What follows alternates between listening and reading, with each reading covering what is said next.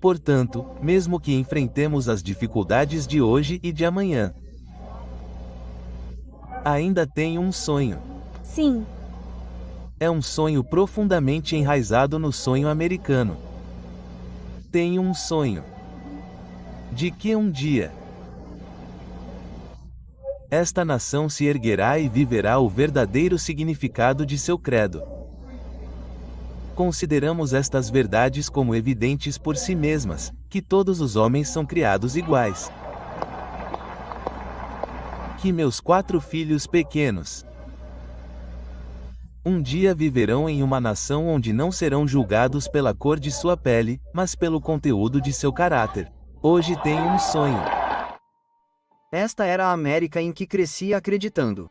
Não perfeita, mas melhorando, caminhando em direção à unidade, à justiça, onde o caráter importava mais do que a cor. Eu realmente acredito nisso. Mas então as palavras mudaram. Justiça se tornou julgamento, e o que nos unia agora nos divide, e ninguém pergunta o porquê. Não muito tempo atrás, acordei aumentando a conscientização e pressionando por mudanças. Mas agora, uma linhagem mais sombria surgiu, mais raivosa, mais ousada, disposta a usar o medo, a força e até a violência para conseguir o que queria. Eles chamam isso de justiça. Outros chamam de intimidação. Este é o Dark Woke, primo militante da cultura woke, onde as hashtags dão lugar aos tijolos, e uma discordância pode custar seu emprego, sua reputação ou até pior. Então, como o apelo pela igualdade se tornou uma ferramenta de controle, e quem realmente está puxando os cordelinhos? Se o medo substitui o debate, isso ainda é ativismo ou a ascensão de um novo autoritarismo? Quando a violência e a intimidação são rebatizadas como justiça, onde esse caminho termina? Vamos tentar descobrir. Olá, sou Mike Droberg, veterano do Corpo de Fuzileiros Navais e cineasta, e tentaremos responder a essas perguntas no episódio de hoje de História Esquecida.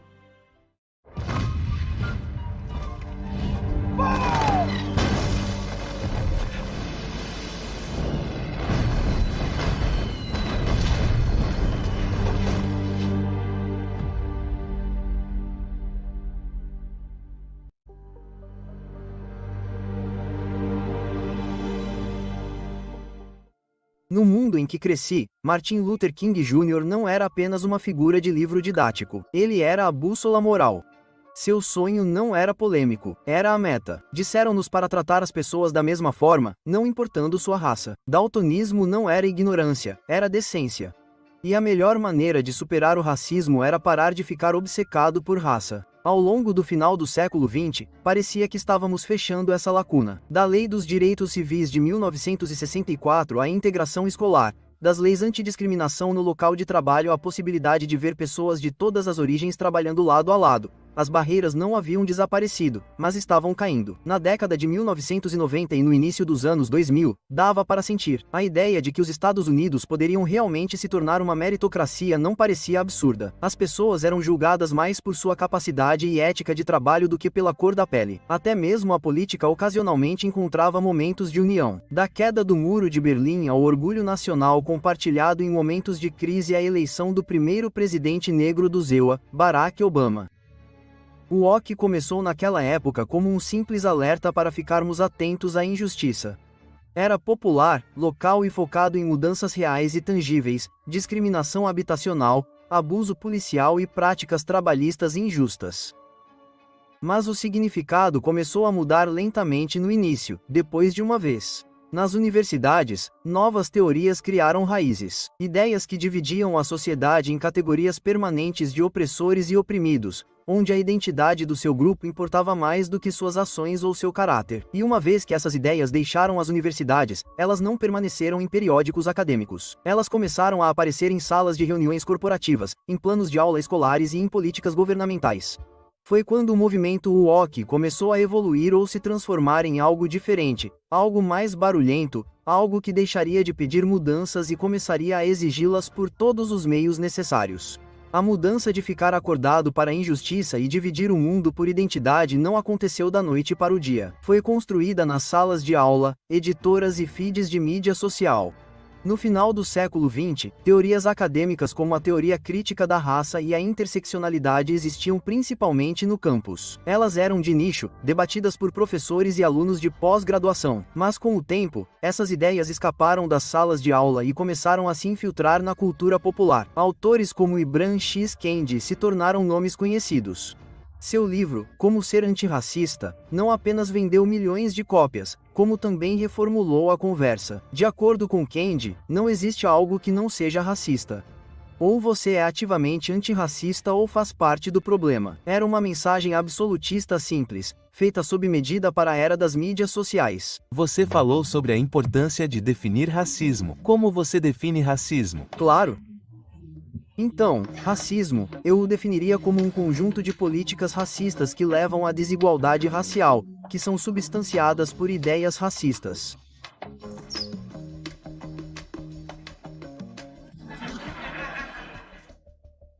Raciocínio circular, muito esclarecedor. A estrutura de Kendi não deixava espaço para neutralidade e as corporações perceberam. Departamentos de RH, distritos escolares e agências governamentais começaram a sediar treinamentos obrigatórios com base em princípios semelhantes. Nessas sessões, a identidade não era apenas parte da sua história. Ela definia sua posição moral. Então veio a amplificação da mídia. As redes sociais recompensaram a indignação e a nova linguagem do wokeness se tornou o vocabulário padrão para jornalistas, ativistas e celebridades. Quanto mais polêmica a mensagem, mais cliques e compartilhamentos ela recebia. As corporações, percebendo oportunidades e riscos, entraram em ação.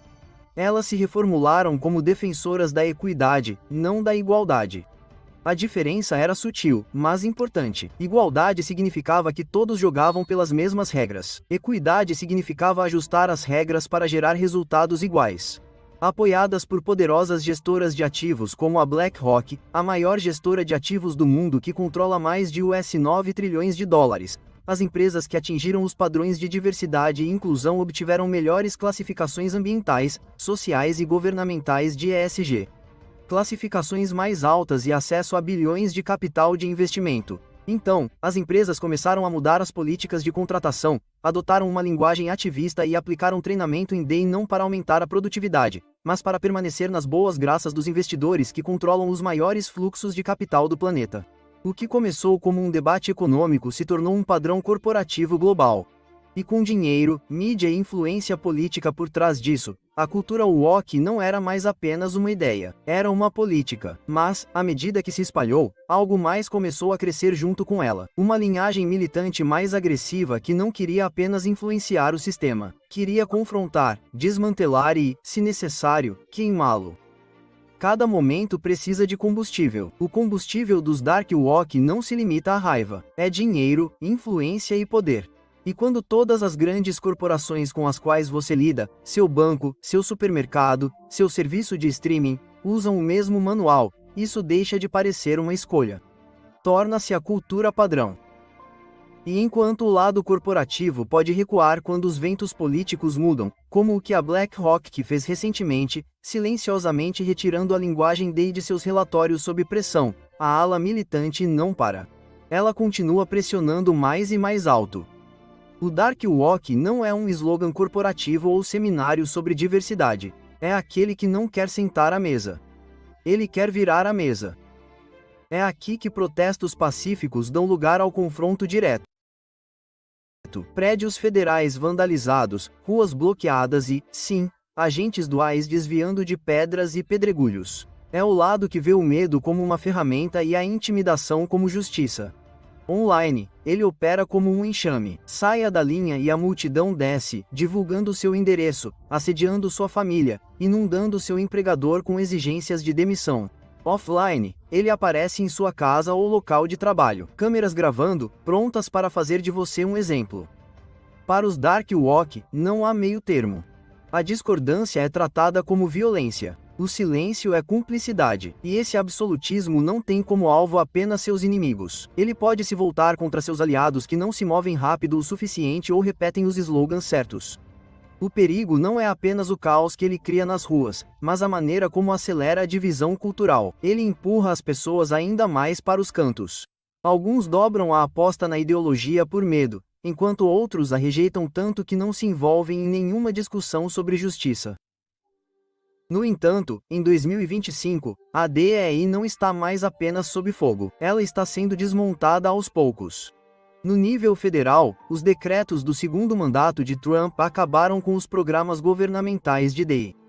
O decreto executivo 14.151 rotula esses esforços como radicais e inúteis, ordenando a dissolução dos escritórios de DEI, cancelamentos de contratos e até mesmo a eliminação da linguagem DEI de sites federais e programas de treinamento. O decreto executivo 14.173 vai ainda mais longe, ressuscitando a contratação baseada no mérito e reenviando o decreto 11.246, que trata de erros de direitos civis. A pressão política não se limita ao governo. As corporações também estão sentindo isso. Marcas como Meta, Walmart e Target reverteram iniciativas de diversidade sob escrutínio e frequentemente renomearam seus esforços de inclusão como cultura de pertencimento ou engajamento de pessoas para evitar reações políticas negativas. Algumas até eliminaram completamente os pisos de DEI. Isso é eficaz? Não. Na verdade, parece estar piorando. Parece estar tornando as pessoas menos propensas a interagir com pessoas que são diferentes delas, sabe? Porque agora é como um campo minado. Menos propensas a interagir depois de um treinamento em que você ouve coisas sobre microagressões. Se você perguntar a alguém o que ela faz para viver, de alguma forma isso é racista, certo? Se você aprender isso, por que se arriscaria? É melhor eu não falar com Eric porque posso dizer algo errado. Exatamente. Então, agora inclusão significa que vou me silenciar e não falar com os negros. A história de Dark Walk não é apenas sobre protestos nas ruas ou hashtags no site corporativo. É sobre o tipo de país que entregamos à próxima geração. Na pressa de adotar uma linguagem de justiça, substituímos o debate pelo dogma. Ensinamos aos jovens que discordância não faz parte da democracia, é violência. Que silêncio não é neutralidade, é culpa. E uma vez que essas lições se firmam, é difícil desaprendê-las. Uma geração criada para ver cada interação através das lentes da opressão e do privilégio levará essa mentalidade para a cabine de votação, para o tribunal e para a sala de reuniões. E então voltamos à questão central. O que acontece quando você ensina a uma geração que o poder é tomado, não conquistado, que o medo é mais eficaz do que a persuasão, que os inimigos são permanentes e que os acordos levam à traição? Porque uma vez que essas regras se tornam o padrão, não é a política que muda. É a cultura, a economia, a capacidade das pessoas de viverem juntas sem suspeitas constantes. E aqui está a parte mais perigosa. A próxima geração já está sendo treinada para ver a América não como um lar do qual se orgulhar, mas como um inimigo a ser desmantelado. Nas salas de aula, a história é reformulada para se concentrar apenas em nossos fracassos, despojada do contexto de progresso ou redenção. O patriotismo é retratado como ignorância e a lealdade ao país é ridicularizada como obediência cega. Uma nação pode sobreviver às suas discussões sobre políticas, eleições e líderes, mas não pode sobreviver se seus próprios filhos forem ensinados a desprezar seus alicerces. Porque uma vez que essa crença se vai, também se vai a vontade de defendê-la de inimigos externos ou da podridão interna. Se o movimento Dark Walk continuar se espalhando, a verdadeira divisão não será entre os que acreditam que o controle justifica qualquer coisa e o resto de nós lutando para lembrar o que a liberdade e a lealdade ao nosso país realmente significam. De que lado você estará quando esse dia chegar? Deixe-nos saber o que pensa nos comentários abaixo. Obrigado por assistir a Forgotten History.